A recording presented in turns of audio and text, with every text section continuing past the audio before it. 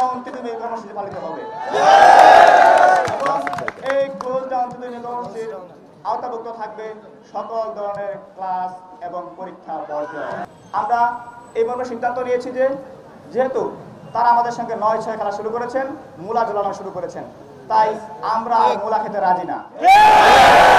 আমাদের এই তিতুমির কলেজ ক্যাম্পাসে আগামীকাল থেকে অনির্দিষ্টকালের জন্য কোনো ধরনের পাঠদান এবং পরীক্ষা কার্যক্রম চলবে না। অর্থাৎ আগামীকাল থেকে ক্লোজ ডাউন তিতুমির কর্মসূচি পালিত হবে। এই ক্লোজ ডাউন তিতুমির কর্মসূচির আওতাভুক্ত থাকবে সকল ধরনের ক্লাস এবং পরীক্ষা বর্জন।